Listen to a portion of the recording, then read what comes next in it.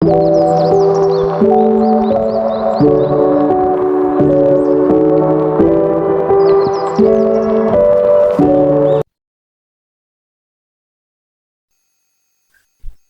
আলাইকুম। এফএসডি একাডেমির পক্ষ থেকে আমি ফেরদৌস দেওয়ান আপনাদের সবাইকে স্বাগত জানাচ্ছি ওয়েব ডিজাইন বেসিক কোর্সে। আপনারা যারা আমার সাথে এই ওয়েব ডিজাইনের দ্বিতীয় পর্বে বেসিক কোর্সে সংযুক্ত হয়েছেন, আমি ধরে নিচ্ছি আপনারা বেসিক লেভেলের কম্পিউটার ইউজার। আপনারা কম্পিউটার টাইপ করতে জানেন, ইন্টারনেট ব্রাউজিং করতে জানেন এবং মোটামুটি বেসিক লেভেলের যে কাজগুলো আছে সেগুলো আপনারা করতে পারেন। বন্ধুরা, গত পর্বে আমি আপনাদের বলেছিলাম ওয়েব ডিজাইন কি, ওয়েব ডিজাইনারদের কাজ কি। বন্ধুরা, ওয়েব ডিজাইন সম্পর্কে যদি সাধারণভাবে বলতে হয় তাহলে ওয়েব ডিজাইন মানে একটি ওয়েবসাইট তৈরি করা। আমরা যখন ইন্টারনেটে বিভিন্ন ওয়েবসাইট ব্রাউজ করি তখন হয়তো মনের প্রশ্ন জাগে যে এই যে ওয়েবসাইটগুলো এরকম বিভিন্ন ডিজাইনের দেখা যাচ্ছে, তো এগুলো কিভাবে তৈরি করে? বন্ধুরা, প্রত্যেকটি ওয়েবসাইট তৈরি করার জন্য একটি নির্দিষ্ট প্রোগ্রামিং ল্যাঙ্গুয়েজ থাকে, আর প্রোগ্রামিং ল্যাঙ্গুয়েজের মাধ্যমেই এই ওয়েবসাইটটি তৈরি করা হয়। এখন বন্ধুরা, এই ওয়েবসাইট বা ওয়েব পেজ তৈরি করার জন্য যে ল্যাঙ্গুয়েজগুলো ব্যবহার করা হয় সেগুলো হতে পারে HTML, সেটি হতে পারে .NET সাইট, হতে পারে সেটি PHP সাইট, সেটি বিভিন্ন কন্টেন্ট ম্যানেজমেন্ট সিস্টেমের উপর ভিত্তি করে হতে পারে, যেমন ওয়ার্ডপ্রেস বা জুমলা, এবং আরও বিভিন্ন ধরনের কন্টেন্ট ম্যানেজমেন্ট সিস্টেম আছে। এখন বিষয় হলো, যেই কন্টেন্ট ম্যানেজমেন্ট সিস্টেমই হোক না কেন, প্রতিটা সিস্টেমই একটি মৌলিক ল্যাঙ্গুয়েজের ব্যবহার করা হয়, সেটি হচ্ছে HTML। এজন্য বন্ধুরা, এই HTML একটি প্রাথমিক সূচনা পর্ব। এখন আসেন, HTML কি? HTML মানে হাইপারটেক্সট মার্কআপ ল্যাঙ্গুয়েজ। এটি আমরা কিভাবে শিখব? HTML সম্পর্কে বিস্তারিত ধারণা আমি আপনাদের দেওয়ার চেষ্টা করব। এজন্য আপনারা আমার এই চ্যানেলটি সাবস্ক্রাইব করে আমাদের সাথে থাকুন। বন্ধুরা, প্রথমে আমরা পরিচিত হব ফাইল এক্সটেনশনের বিষয়ে। তো আমরা যেহেতু একটি ওয়েব পেজ তৈরি করব, তো সেজন্য আমাদেরকে একটি ফাইল ক্রিয়েট করতে হবে, আর ওই ফাইলটির এক্সটেনশন হতে হবে .html। তো এই এক্সটেনশন বিষয়ে যদি বিস্তারিত বলতে যাই, তো সেক্ষেত্রে আমি কিছু আপনাদেরকে ইমেজ দেখাচ্ছি।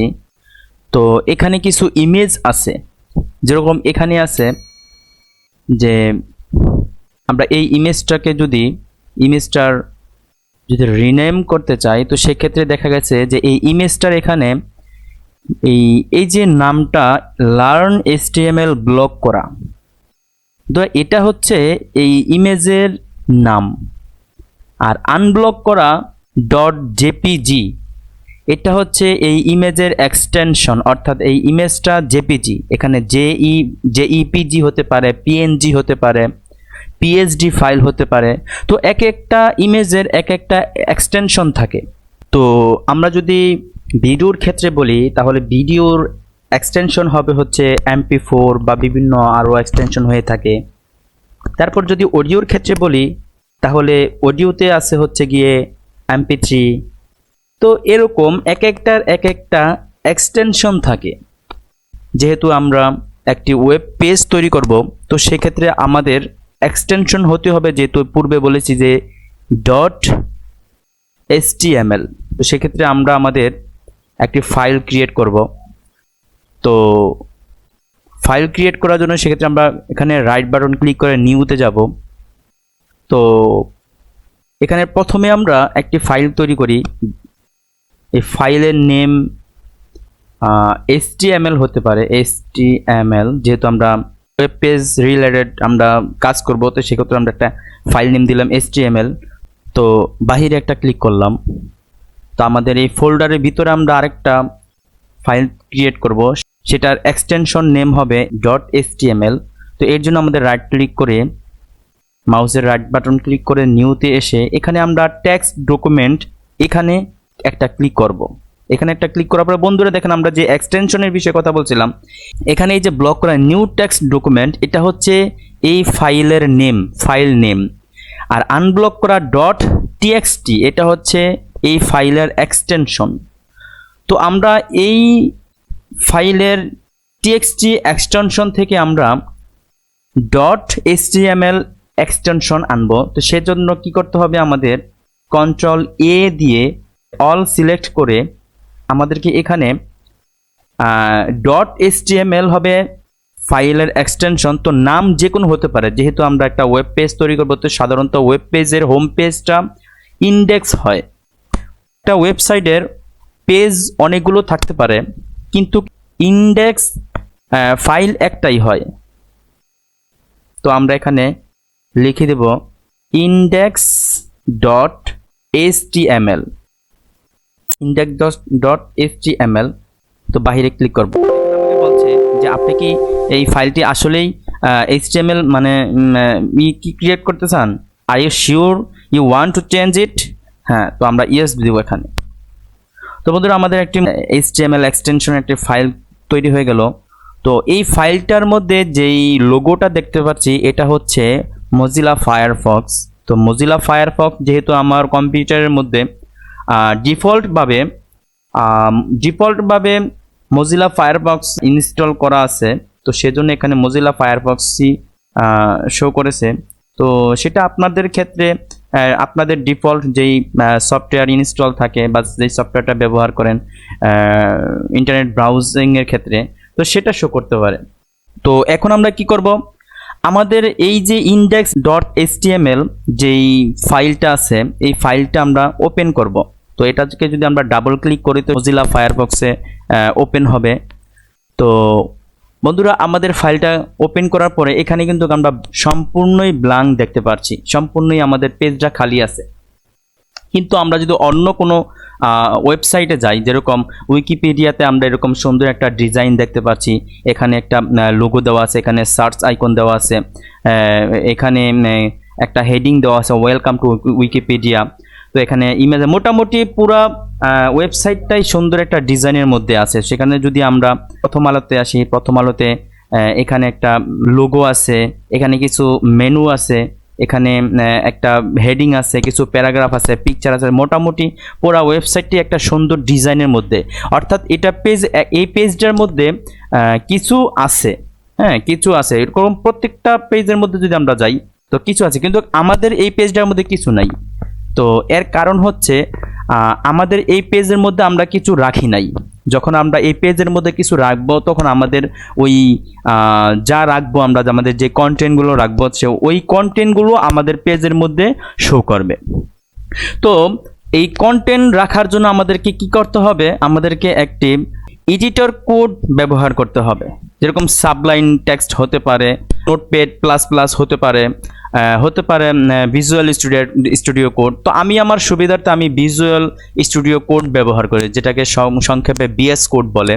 তো আমি আমার এই ফাইলটাকে HTML এর যে ফাইলটাকে, এটাকে বিএস কোডের মাধ্যমে ওপেন করে আমরা বিএস কোড এডিটরের মাধ্যমে আমরা আমাদের সামনের কাজগুলো আমরা করব ইনশাআল্লাহ। তো বন্ধুরা এর জন্য আপনার কম্পিউটারের মধ্যে একটি বিএস কোড সফটওয়্যার ইনস্টল থাকতে হবে। যেহেতু আপনি একজন বেসিক কম্পিউটার ইউজার, তো সেক্ষেত্রে একটি সফটওয়্যার কিভাবে ইনস্টল করে কিভাবে আনইনস্টল করে এই বিষয়টা আপনি অবশ্যই ধারণা রাখবেন। তো সেক্ষেত্রে আমি আর যাচ্ছি না, যেহেতু ভিডিওটা লম্বা হয়ে যাবে। তো আমি আপনাকে আমার যেই বিএস কোডটা আছে, এই বিএস কোডটা এখানে আমি প্রথমে ওপেন করব।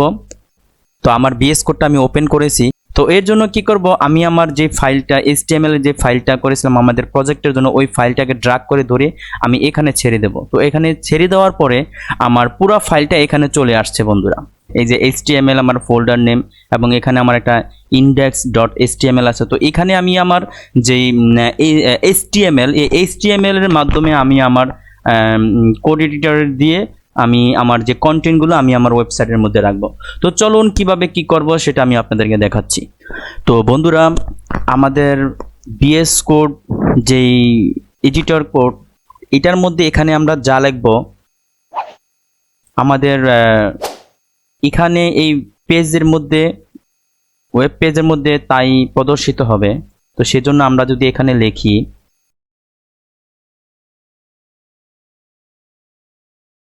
তো আমরা এখানে লিখলাম this is my web page. তো এটাকে যদি আমরা সেভ করি, Ctrl+S দিয়ে সেভ করে যদি আমরা আমাদের পেজে যাই, তো বন্ধুরা এখানে কিন্তু this is my web page লেখাটা প্রদর্শিত করছে, এখানে শো করছে। তো ঠিক এইভাবে আমরা আমাদের এডিটর কোডের মধ্যে যেই লেখাটা লিখব, হ্যাঁ, ওই লেখাটাই ওখানে শো করবে। কিন্তু বন্ধুরা বিষয়টা হচ্ছে এখানে আমাদের প্রতিটা লেখা এক একটা ট্যাগের মাধ্যমে হতে হবে। তো এজন্য আমরা যদি কোনো কন্টেন্ট ওয়েবসাইটে প্রদর্শন করতে চাই তাহলে আমাদের কিছু ট্যাগ ব্যবহার করতে হবে। তো প্রথমে আমরা এটা জেনে নেই যে কোনো HTML প্রোগ্রাম লিখতে গেলে আমাদের প্রথমে যে ট্যাগটি লিখতে হবে তো সেটা হলো HTML। তো HTML হচ্ছে এটা ট্যাগ। তো এই ট্যাগটা আমাদের প্রথমে কি করতে হবে, এই HTMLটি আমরা লেস দেন এবং গ্রেটার দেন দিয়ে এটাকে শুরু করব আমরা।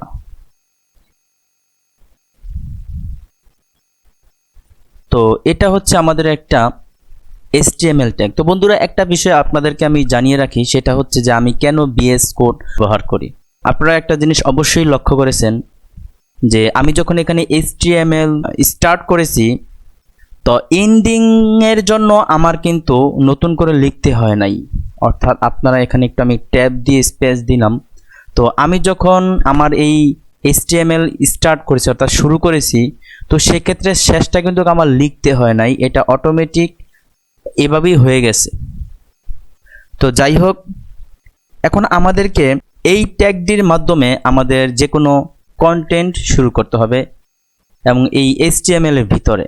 বন্ধু একটা বিষয় আপনি অবশ্যই আপনার মানে জানা থাকতে হবে, যদি আমরা কোনো ট্যাগ ব্যবহার করি ওই ট্যাগ ব্যবহার করার সময় আমাকে লেস দেন গ্রেটার দেন দিয়ে স্টার্ট করতে হবে এবং সেটাকে লেস দেন গ্রেটার দেনের ভেতরে আমাকে সেটা একটা স্ল্যাশ দিয়ে শেষ করতে হবে, যেরকমটা আপনারা এখানে দেখছেন।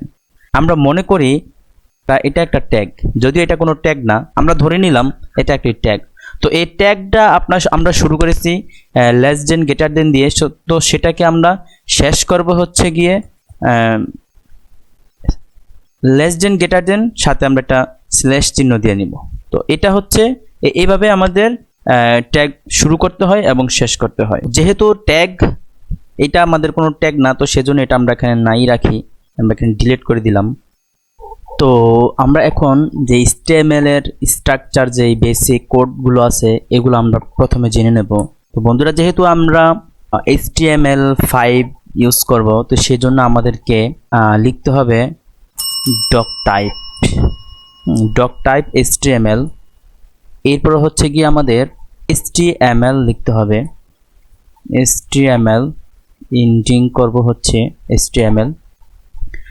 তো HTML স্টার্ট ট্যাগ এবং এন্ডিং ট্যাগ দিলাম। তো HTML এর ভিতরে আমাদের একটা হেড থাকবে, হেড ট্যাগ। তো এটার জন্য আমাদেরকে লিখতে হবে হেড। তো সাথে সাথে এন্ডিং ট্যাগ চলে আসলো। তো এই হেডের ভিতরে আমাদের একটা টাইটেল ট্যাগ থাকবে, টাইটেল ট্যাগ। তো HTML হেডের ভিতরে টাইটেল। তো হেডের পরে আমাদের একটা বডি ট্যাগ থাকবে। তো যেই বডি ট্যাগের ভিতরে আমাদের সমস্ত কন্টেন্টগুলো থাকবে। এখন আসি হেডের ভিতরে যে টাইটেল ট্যাগ, আসলে টাইটেল ট্যাগের কাজ কি? বন্ধুরা একটা জিনিস আপনারা খেয়াল করেন যে আমরা যদি এখানে প্রথম আলোতে যাই,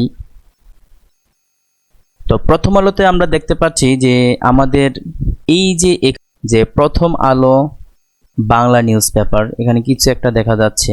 তো এই কাজটা এটা কিভাবে আসলো? বন্ধুরা এটার কাজই হচ্ছে এই টাইটেলের ভিতরে যা রাখবে আমাদের ওয়েবসাইটের যেই পেজের টাইটেল নেম এখানে তা প্রদর্শিত হবে। উদাহরণস্বরূপ যদি আমরা আপনাদেরকে বোঝাই, যে এখানে যদি লিখি যে যদি আমরা এটা লিখে একটা সেভ করি, তো সেভ করার পর আমাদের যেই ওয়েবসাইটটা, আমাদের যে ওয়েব পেজটা, এই পেজে যদি আমরা গিয়ে একটা রিফ্রেশ দেই, তো এখানে কিন্তু আপনারা দেখছেন যে this is my site title, অর্থাৎ আমরা যে এখানে টাইটেলের ভিতরে this is my site title লিখছি, তো সেই লেখাটাই আমাদের এখানে টাইটেল নেমে প্রদর্শিত করছে। তো বন্ধুরা, বিষয়টা এখন হয়তো বুঝে আসছে যে টাইটেলের কাজটা কি। তো বন্ধুরা, আমি এই ভিডিওটি আর লম্বা করব না, যেহেতু আমরা আমাদের এই ওয়েব ডিজাইনের বেসিক যে কোর্সগুলো আছে এগুলো আমরা পর্ব হিসেবে আপনাদেরকে দেখানোর চেষ্টা করব। তো সেজন্য আমি আজকে আর সামনের দিকে বাড়াচ্ছি না। পরবর্তীতে তৃতীয় পর্বেতে আমরা বডির ভিতরে আমাদের কিছু কন্টেন্ট নিয়ে আমরা আলোচনা করব। তো আজকের মতো বিদায় নিচ্ছি। সকলেই সুস্থ থাকবেন, ভালো থাকবেন। আল্লাহ হাফেজ।